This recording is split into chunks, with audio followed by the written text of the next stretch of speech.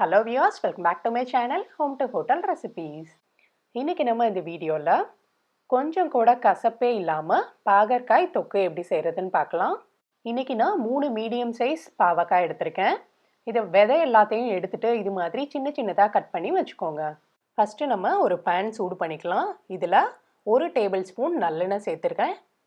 நல்லெண்ணெய் நல்லா சூடானதுக்கு அப்புறமா நம்ம கட் பண்ணி வச்சிருந்த பாவக்காயை சேர்த்துருவோம். பாவக்காவை சேர்த்துட்டு அடுப்பை மீடியம் ஃப்ளேம்லேயே வச்சுட்டு நல்லா வதக்கணும். நல்ல கலர் சேஞ்ச் ஆகிற வரைக்கும் வதக்கணும். முக்கியமான விஷயம், பேனை வந்து திறந்து வச்சு தாங்க வதக்கணும். மூடி போட்டு வதக்கக்கூடாது.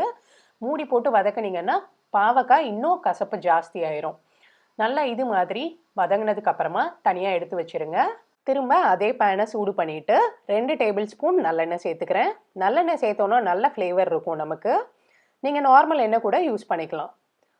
இதில் 1/4 டீஸ்பூன் கடுகு, 1/4 டீஸ்பூன் சீரகம், ஒரு பிஞ்ச் அளவு வெந்தயம், கொஞ்சமா கருவேப்பிலை எல்லாத்தையும் நல்லா வதக்குங்க. அடுத்து பூண்டு பெரிய சைஸாக இருந்தால் 5 பூண்டு சேர்த்துக்கோங்க. சின்னதாக இருந்தால் ஒரு 10 பூண்டு சேர்த்துக்கோங்க. பூண்டை லைட்டாக ஃப்ரை பண்ணணும். ஃப்ரை பண்ணதுக்கப்புறமா பெரிய வெங்காயம் மீடியம் சைஸில் இருக்க 2 பெரிய வெங்காயத்தை நல்லா பொடி பொடியாக கட் பண்ணிட்டு சேர்த்துக்குவோம். வெங்காயம் சேர்த்ததுக்கப்புறமா கொஞ்சமாக உப்பு, ஒரு 1/4 டீஸ்பூன் அளவு உப்பு சேர்த்துக்கிறேன். வெங்காயம் சீக்கிரமாக வதங்கிறதுக்காக. வெங்காயத்தை நல்லா வதக்கணும். நல்லா டிரான்ஸ்பரண்ட்டாக வர வரைக்கும் வதக்கணும். பாருங்கள், நல்லா வதங்கிருச்சு. இந்த அளவு வதங்கினதுக்கப்புறமா 2 மீடியம் சைஸ் தக்காளியை நல்லா சின்ன சின்னதாக கட் பண்ணி சேர்த்துக்கோங்க. இப்போ வெங்காயமும் தக்காளியும் நல்லா வதங்கணும். எந்த ஒரு ரெசிபியாக இருந்தாலும் இந்த வெங்காயமும் தக்காளியும் நல்லா வதங்குச்சுன்னா அதோட டேஸ்ட் ரொம்ப நல்லாயிருக்கும்.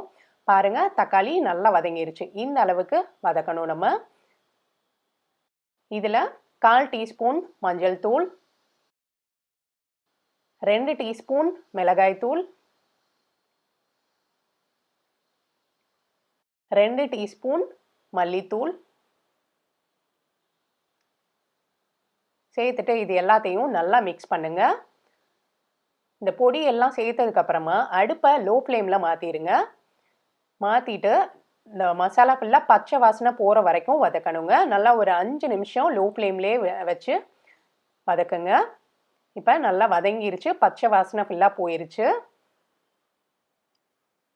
இப்போ இதில் ஏற்கனவே ஃப்ரை பண்ணி வச்ச பாவக்காவை சேர்த்துக்குவோம். இப்போ மசாலா ஃபுல்லாக படுற மாதிரி மிக்ஸ் பண்ணி விடுவோம். இப்போ இதுக்கப்புறமா புளி தண்ணி சேர்க்கணும். புளி வந்து ஒரு பெரிய நெல்லிக்காய் அளவு எடுத்துக்கோங்க. இதில் 1/2 டம்ளர் தண்ணி ஊற்றிட்டு நல்லா கரைச்சிட்டு இந்த புளி தண்ணியை மட்டும் சேர்த்துக்கலாம். உப்பு, நைஸ் உப்பு 1 டீஸ்பூன் சேர்த்துக்கிறேன். இப்போ இது எல்லாத்தையும் நல்லா மிக்ஸ் பண்ணிட்டு